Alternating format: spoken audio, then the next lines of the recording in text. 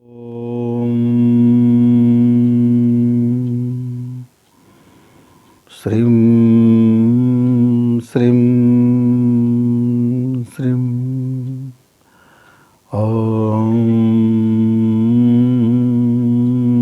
श्रीं श्रीं श्रीं।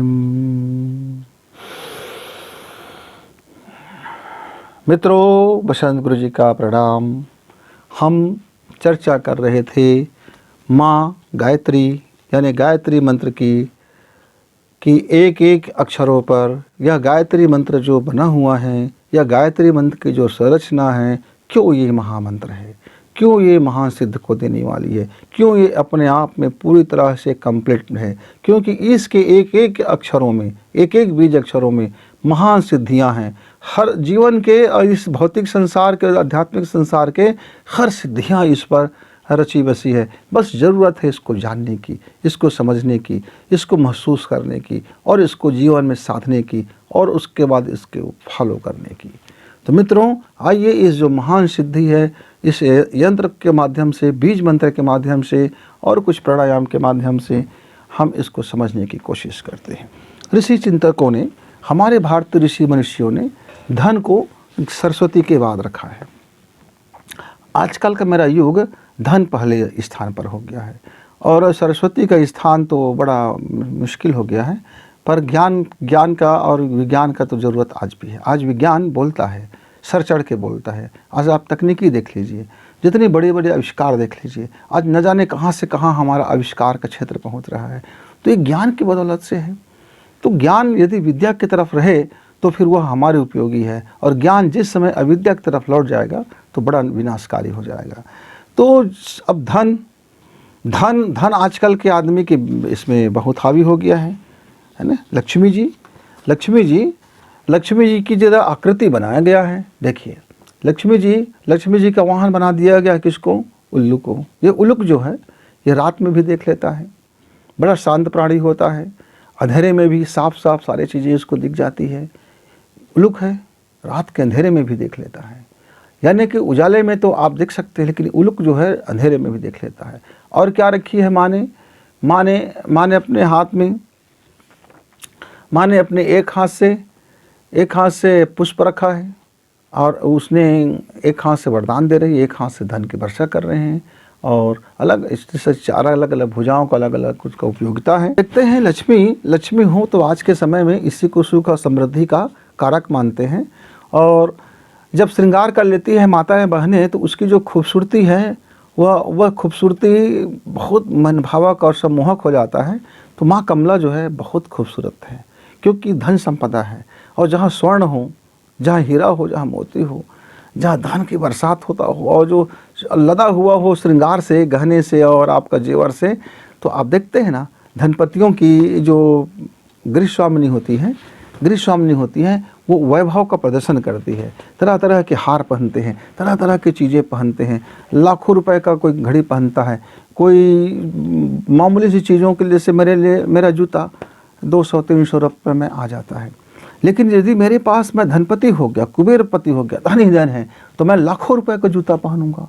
फिर मुझे वो 200 की जूता मुझे काटेगा, 200 का जूता मुझे गरीबी के एहसास दिलाएगा। कहूँगा अरे यार, क्या 200 की जूता पहनते हो गरीब आदमी जैसे।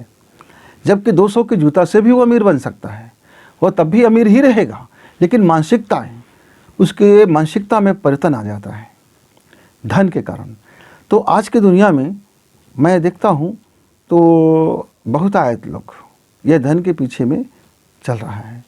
अब चाहे बहुत बड़ा मंदिर बनाना है तो धन चाहिए, बहुत बड़ी मस्जिद बनाना है तो धन चाहिए, बहुत बड़ा गिरजाघर बनाना है तो धन चाहिए, बहुत बड़ा गुरुद्वारा बनाना है तो धन चाहिए, हॉस्पिटल बनाना है तो धन चाहिए, सड़क बनाना है तो धन चाहिए। माने धन की इतनी बड़े उद्योग खोलना है तो धन चाहिए। आपको लाखों लोगों को बैठा करके अपनी ज्ञान का प्रदर्शन भी करना है तो धन चाहिए। आप लाखों लोगों की भला के लिए, उनकी जीवन शैली को सुधारने के लिए आपको अपनी कला भी दिखाना है तो धन चाहिए। जैसे आप तक मैं मुखातिब हो रहा हूँ, या यूट्यूब में बनाने के लिए भी मुझको धन चाहिए। भाई मुझको एक कैमरा चाहिए, कैमरा की स्टैंड चाहिए, मशीन चाहिए, वर्कर चाहिए। तो ये बिना धन का ये भी संभव नहीं हो रहा है। तो ये धन की महत्ता इतना ज़्यादा बढ़ गया है कि आज हम पैदाइशी से लेकर के मरते तक हमारे जीवन में धन हावी रहता है। तो हमारे ऋषि चिंतकों ने कहा कि धन के जानने के लिए आपको पहले सरस्वती को जानना होगा। यदि आप सरस्वती को जान जाते हैं, ज्ञान से आप जान जाते हैं, तो ज्ञान को आप जान जाते हैं, तो फिर आप लक्ष्मी को जान लीजिए। तो सरस्वती उल्लू की जो आँखें होती हैं, उल्लू की आँखें माँ सरस्वती का प्रतिनिधि होता है कि वो अंधेरे में भी सब कुछ साफ साफ देख ले। जो व्यक्ति अपना भविष्य देख लेता है, जो घाटा को देख लेता है, फायदा को देख लेता है, विचार को देख लेता है, सोच को देख लेता है, योजनाओं को देख लेता है, दूरदृष्टि जिसमें आ जाती है, दूर तक समझ लेता है, दूर तक सोच लेता है, वह व्यक्ति के पास फिर धन संचय होने लगता है। वो व्यक्ति धन को समझ जाता है, वह धन की इज्जत करता है, धन की सम्मान करता है, धन का उपयोग करता है, धन को बोता है, धन को काटता है, धन को फिर बोता है, धन को प्रसार करता है, फिर धन को और बीज बढ़ाता है और बीज बढ़ाता है, बढ़ाते रहते धन बढ़ते रहता है। उल्लू की आंखें, रात में वो देखे, दिन को कार्य करे पर रात में चिंतन करे कि उसको धन को क्या करना है। इसीलिए आप देखते हैं बड़े बड़े उद्योग, बड़े बड़े ऑफिस, बड़े बड़े कर्मचारी या बड़े बड़े जिसको हम लोग बोलते हैं बड़े बड़े आपका कंपनी बोलते हैं, जितने भी तमाम मीटिंग होते हैं, तमाम बैठकें चलती रहती है, सब रात्रि में चलती रहती है। दिन में बैठक करने वाले की बहुत कम संख्या है। चाहे आप बड़े अफसर को देख लो, चाहे मंत्रालय में देख लो, संचालनालय में देख लो, चाहे आप बड़े बड़े उद्योगपतियों को देख लीजिए, बड़े बड़े कंपनियों को देख लीजिए। ऐसे रात में है क्या कि रात में ही मीटिंग करते हैं? तो बोलते हैं रात में ज़रा हो हल्ला कम हो जाता है, मौसम की गर्मी शांत हो जाता है तो मीटिंग करते हैं, गर्मी शांत हो जाता है तो मीटिंग करते हैं। पॉइंट यही रख जाता है। जब आप दिन में रहते हैं तो क्रियाशील होते हैं। क्रियाशील में आपका जो तरंग है, जब मस्तिष्क है, वो एकाग्रता होना मुश्किल हो जाता है। दिन में हमारे पूरा वर्क करने का रहता है, हम दिन में पूरी तरह से हम वर्क करते रहे तो हमारी जो अंदर की जो एनर्जी है, जो सूरज है, वो फैला रहता है।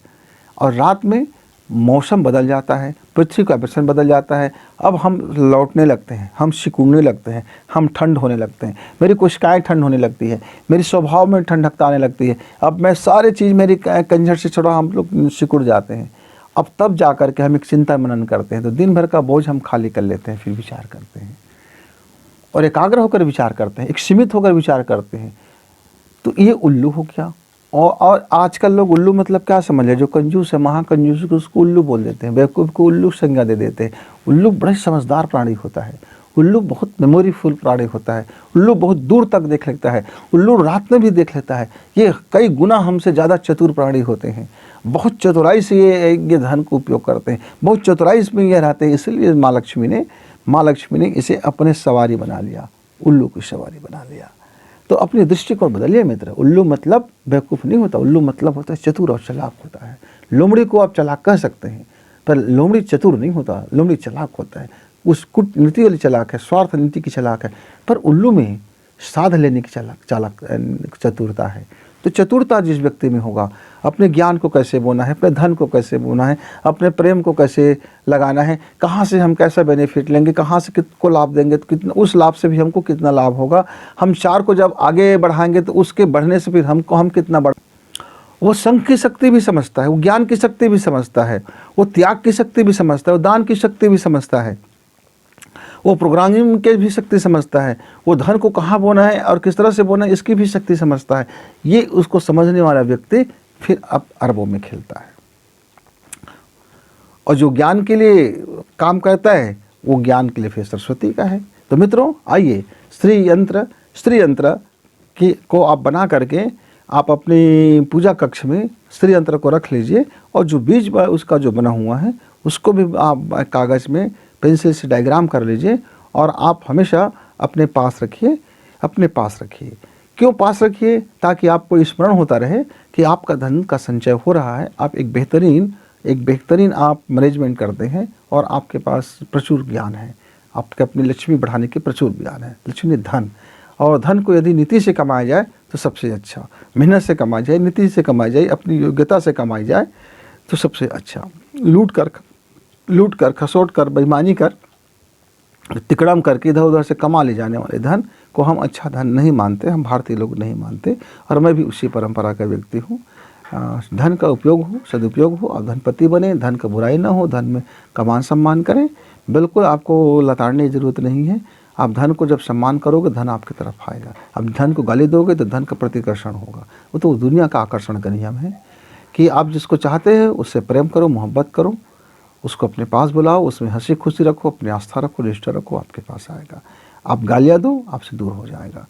तो जितने भी मेरे भाई कुड़ते रहते हैं हमें धन नहीं मिलता, धन नहीं मिलता, सफलता नहीं मिलती, वो एक तरह से धनपतियों को गाली देते रहते हैं, धन को गाली देते रहते हैं, धन का दुरुपयोग करते रहते हैं, धन की ऐसी तैसी करते रहते हैं। इसलिए उनके जीवन में हमेशा धन की कमी बना रह जाता है।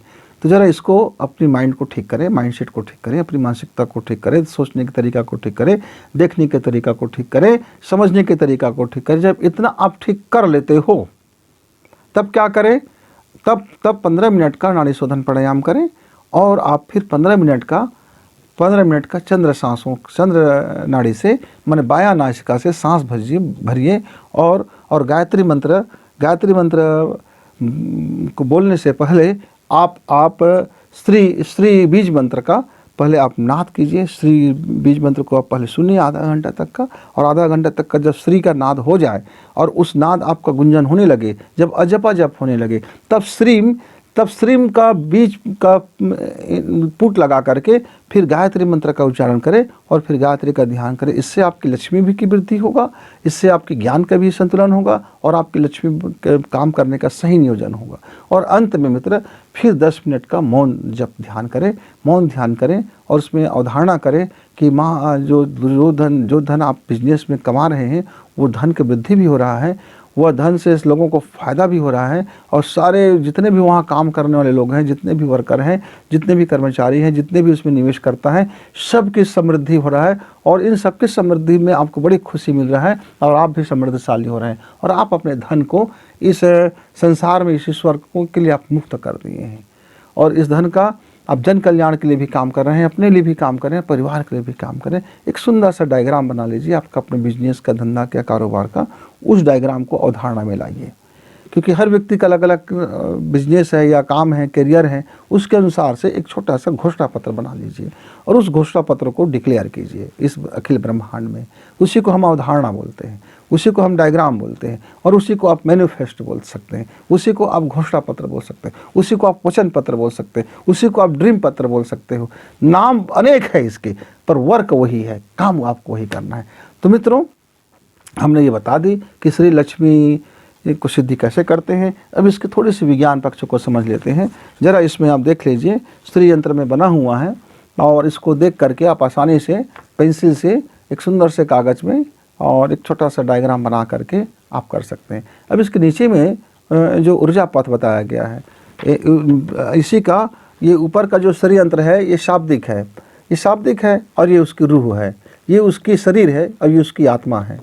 तो ये हमारे शरीर में कहाँ पाए जाते हैं मित्र, इसकी स्थान कहाँ पर है मित्रों? इसका स्थान आप कहेंगे तो आपका जो नाभि है और नाभि और हृदय के बीच का पूरा एरिया को यह ऊर्जा पथ में चलता है। अब नाभि और हमारे हृदय के बीच का जो पूरा डायफ्राम है, पूरी की पूरी हमारा एब्डोमेन का क्षेत्र है, किडनी का क्षेत्र है और हमारे यकृत का क्षेत्र है, लीवर का क्षेत्र है और हमारे फेफड़े के पीछे में सपोर्ट करता हुआ, और इसकी जो सीधा नाल हो जाता है, जो इसकी जो गर्भनाल से संबंध होकर के हमारे मेरुरज्जु से होते हुए इसकी ऊर्जा हमारे संसार चक्र तक पहुंच जाता है। और ये अपने आप में एक कंप्लीट कुंडली है। लक्ष्मी कुंडली एक अपने आप में कंप्लीट ऊर्जा है। इसको हम ध्यान करते हैं ये हमारे, और कई लोग इसको चांदी में या सोने में इसकी डिजाइन को आकृत करवा करके एक लंबे से माला धारण कर लेते हैं। इस माला को धारण कर लेने से क्या होता है, उसके वहाँ की चक्र को वो जो चांदी तत्व है और जो सोने की तत्व है दोनों मिलवा करके, पूरी तरह से चांदी भी ना करें और पूरी तरह से सोना भी ना करें। चांदी का हिस्सा 75% और सोने का हिस्सा 25% और तांबे का हिस्सा 10%, ऐसा करके आप उसको 1% में आप लॉकेट बनवा करके कई लोग धारण करते हैं, तो उसका वो सिद्ध लॉकेट हो जाता है। धीरे धीरे जब मंत्र जप होते रहता है उसके शरीर की एनर्जी प्रवाहित होते रहते हैं, इससे वो कारोबार करते हैं, जहाँ भी रहते हैं ये ऊर्जा हावी हो जाता है, उस क्षेत्र में हावी हो जाता है। और ये जो ऊर्जा का पथ है आप देखते हैं कई तरह से कई पंखुड़ियों वाले खिले हुए हैं, कई तरह के हमारे शरीर की ऊर्जाओं का ये एक संग्रह होता है। बहुत से कॉम्प्लेक्स ग्रंथियाँ इसमें होती हैं, बहुत से ग्रंथियों का ये एक समुच्चय होता है। आप ये समझ सकते हैं कि जो आपका नाभि चक्र है, यानी नाभि के पास जो एरिया है, आपकी पूरे की एरिया को वह सुगंध से और पूरी प्रकाश को ऐसा खिला देता है कि आपको लगता है कि आपका जीवन कमल के पुष्प की तरह से आप बैठे, 1000 पंखुड़ी वाले कमल पे आप बैठे हुए हो। यानी 1000 पंखुड़ी कमल का मतलब क्या है? 1000 पंखुड़ी कमल का मतलब है कि आपकी जो जीवन है इतना निर्भर है, इतना खूबसूरत है कि इतना ऐश्वर्यशाली, इतना समृद्धशाली है कि आपको लोग अपनी पलकों पे बैठा लिए हैं। 1000 पंखुड़ियाँ आपके जीवन में बरकत लेके आते हैं, जीवन को बदल देते हैं। युग बदल परिवर्तन किया जा सकता है। आप अपने धन का नियोजन ऐसे कर सकते हैं जहाँ से एक युग ही बदल सकता है, एक पूरा युग का टेक्नोलॉजी ही बदल सकता है, एक युग का पूरा जीने का तरीका ही बदल सकता है। मित्रों, ये धन की वो शक्ति है। तो धन की वास्तविक शक्ति की तरफ आप काम करेंगे, निश्चित तौर से ये श्री यंत्र जो है, श्री जो है, अक्षर जो है, ये मंत्र जो है, आपके जीवन को कहाँ से कहाँ ऊंचाई में ले जाएगा। तो एक नमूना हमने बता दिया आपको कैसे कैसे करना है। अब मंत्र जप करते समय कैसे मंत्र का ठहराव होगा, किस तरह से मंत्र को मानसिक रूप से जपना है, अभी मैं आपको वाणी से बोल के बताऊंगा, लेकिन कैसे करना है। आपको पालथी पद्मासन में यदि आप कर सकते हैं तो सबसे उत्तम है। पद्मासन लगा लीजिए और आप अपना बीच की मध्यमा उंगली को आप इस तरह से करके एक मुद्रा बना सकते हैं, और मुद्रा बना करके आपने एक मुद्रा गोदी में रख लिए पद्मासन में, और दूसरी मुद्रा में आप अपना वायु, जो आपका वायु तत्व है, उससे आप अपने दाहिना नाक बंद करेंगे और बाएं नाक से आप इस तरह से उंगली को करके आप धीरे धीरे प्राणायाम करेंगे, धीरे धीरे सांसें खींचेंगे। आप 15 मिनट तक के लिए ओम इस तरह से आप टच रखेंगे, पूरा दबा के नहीं रखेंगे, इसको हल्का से इस नासिका पे आप ये इसको टच होता रहे, दबा के रखना नहीं है, फिर दबाव नहीं डालना है। ओम ओम ओम